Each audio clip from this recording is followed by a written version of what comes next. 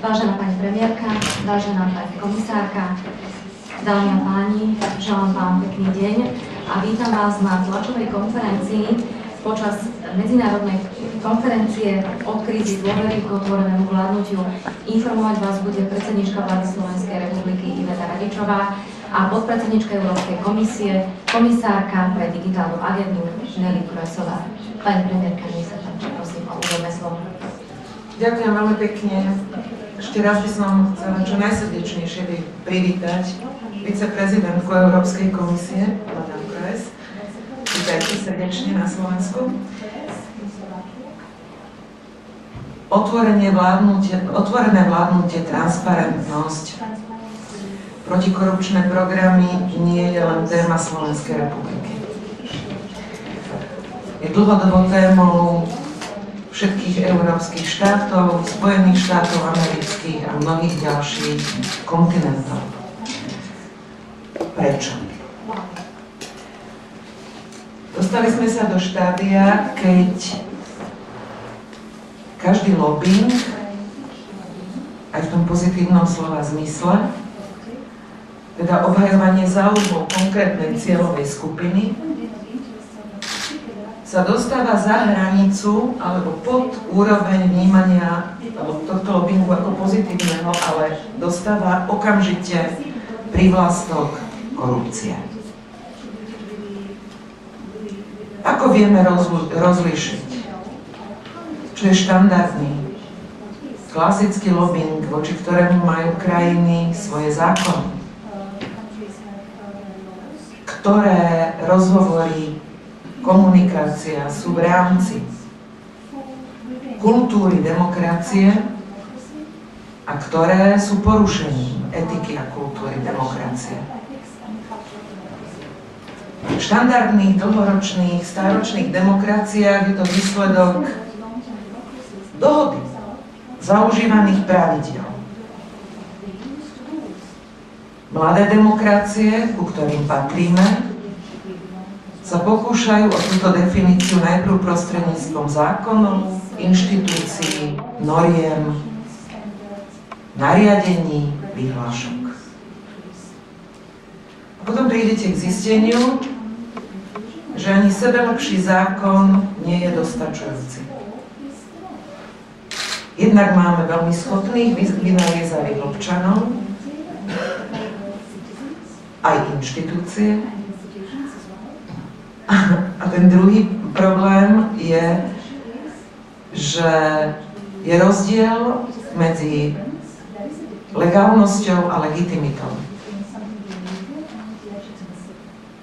Inými slovami, i legálny postup v zmysle zákona neznamená, že je legitímny a že spĺňa aj nároky etických a morálnych kritérií.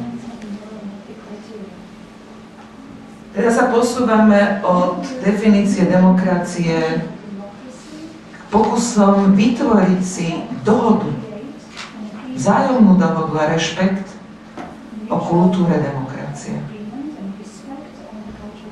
A ako hovoril klasik Lord Ralph Dahrendorf, ja ho môžem citovať, lebo to bol môj tutor, politický systém môžeme zmeniť za 6 mesiacov, ekonomicky za 6 rokov a hodnotový za 60 rokov. Spomínam si živo, ako keby to bolo včera, keď som zareagovala, ale to nedožijem. Toľko času ja nemám. Ale v zápäti som sa veľmi zahanbila, lebo to bolo veľmi egoistické, čo som povedala. Lebo tento čas majú naše deti a budúce generácie. No a takou podmienkou, ktorá otvorenosť vládnutia a kontrolu umožňuje, je určite prístup k informáciám, digitalizácia nášho sveta, aby každý občan mal nielen jednoduchší život v kontakte s inštitúciami, ale predovšetkým, aby bol informovaný občan. Chcem vyzdvihnúť kroky Európskej komisie v celej agende dotýkajúcej sa tzv. e-governingu, vládnutia a otvorenosti a prístupu k informáciám, pretože demokracia je síce princípom z dola nahor, ale niekedy je nevyhnutné jej pravidlá implementovať z hora nadol. A toto je ten prípad.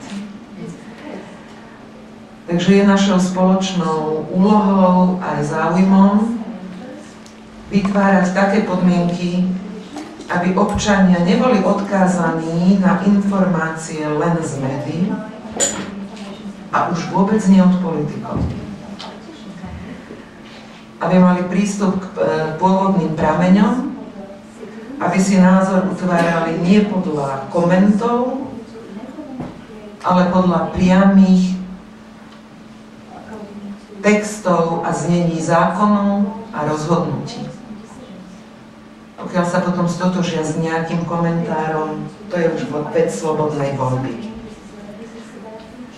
Takže pre silné občianstvo, silnú občiansku spoločnosť, pre základ demokracie je digitalizácia, otvorené vládnutie a prístup k informáciám základnou podmienkou. Máme 3 špecifika, o tom boli naše rozhovory. Skoro 3000 malých obcí, malých a väčších, ale väčšinou malých. Prístup k internetu zatiaľ len na tej úrovni niečo cez 58%. A problém pokrytia z dôvodu regionálnych rozdielov. Nie náhodou sme zvolili prístup cez informatizáciu cez sieť škôl. A to je práve o tej budúcej generácii.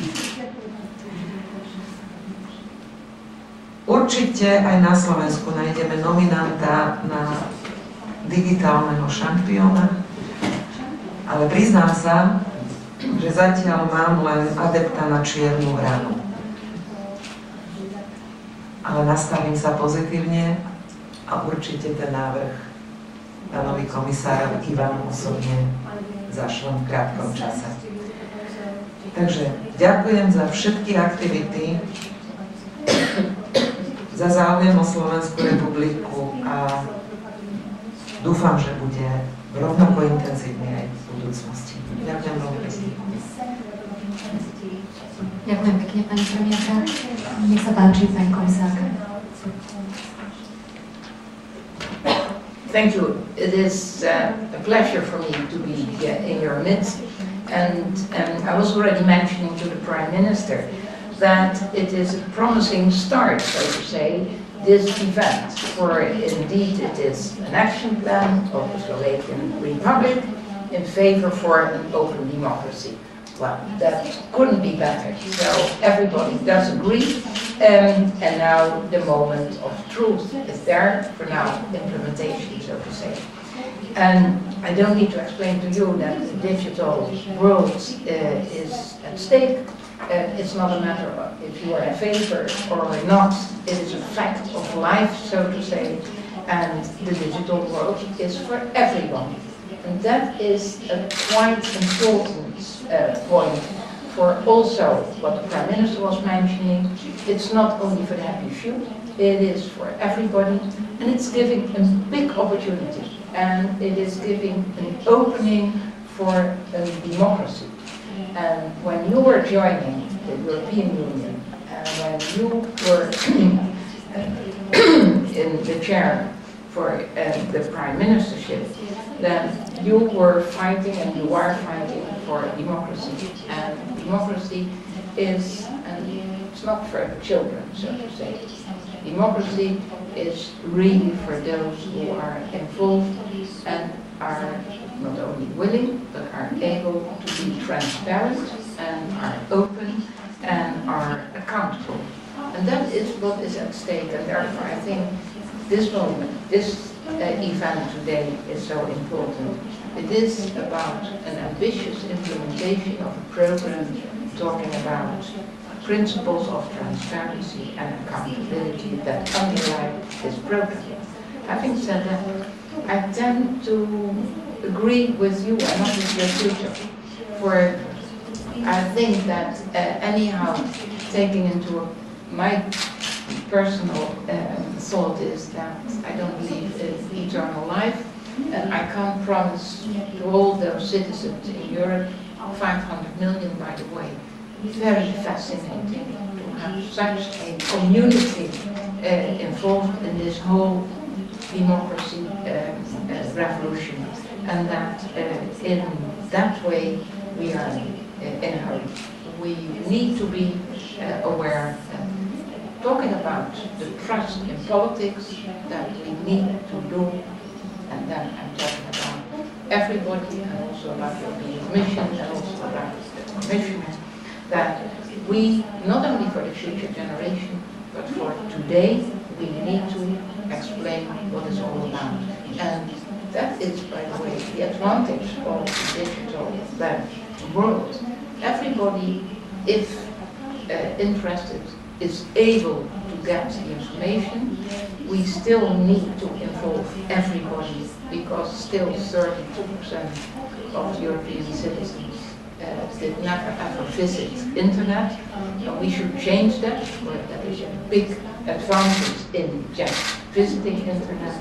Having said that, this is step one in a long journey, and I sincerely hope that you will push the time you are still in office from that position, but that as long as you are involved in your country, and could be outside too, and that you are pushing for that development of a democratic Slovakia, and you can be proud of that, but that is also meaning that it is transparent and that it is accountable. And there are a lot of other opportunities, but I'm taking too much of the time of the potential questions, and I would be happy to do my utmost to answer your questions.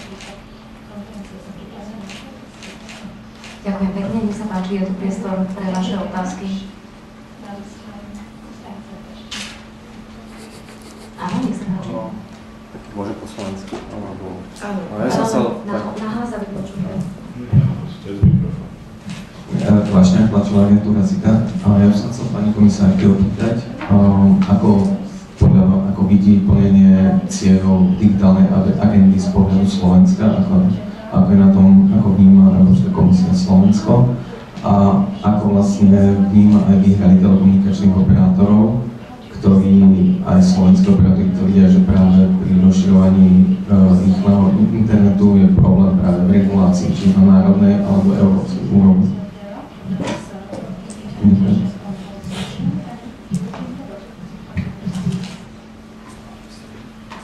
Number one, life would be not interesting if it is all going smoothly and without any hurdles, so to say.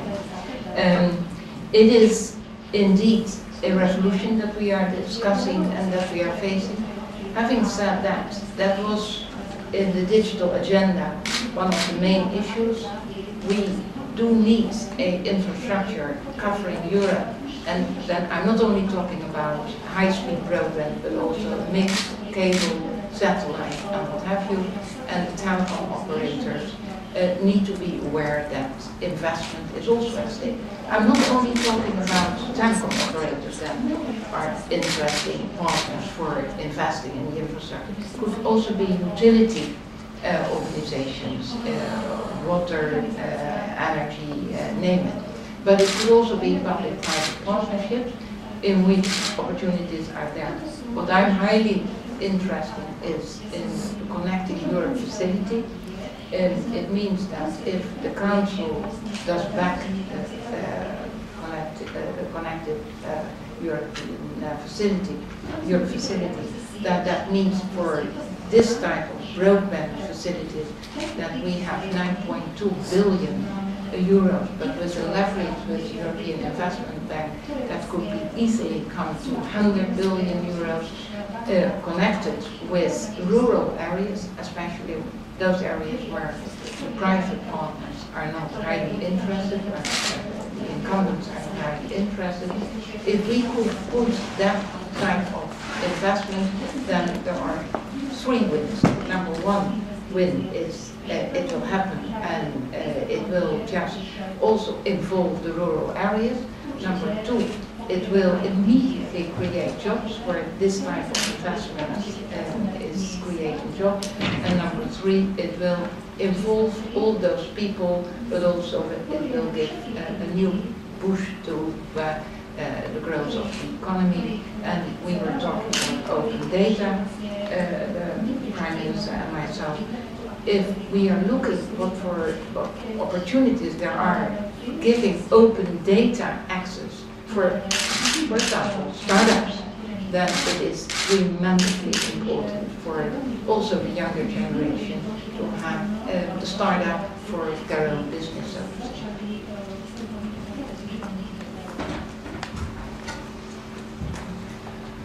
Ďakujem pekne, nech sa páči.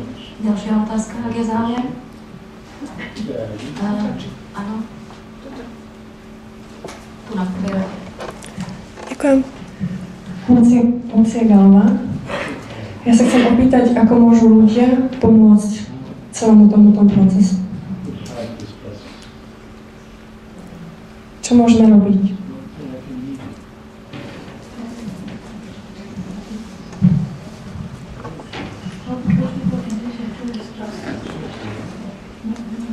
Odpoviem za seba, ako občan Slovenskej republiky.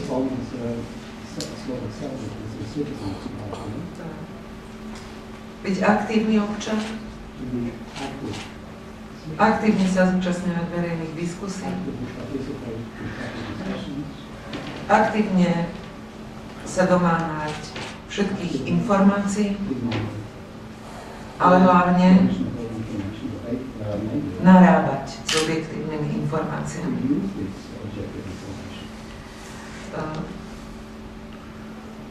Samozrejme, neznamená to zúženie aktivity občanov len v čase volieb, ale byť občanom a aktívnym občanom v rámci občianskej spoločnosti celé obdobie. V rámci svojich možností a v rámci svojich záujmov. Či už ide o využívanie treťosektorových štruktúr, mediálnej sféry alebo moderných technológií.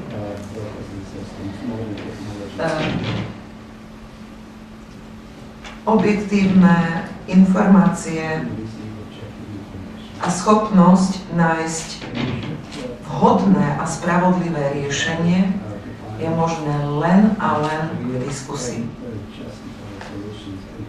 Lenže diskusia nemôže byť súbojom na život a na smrť. Inými slovami,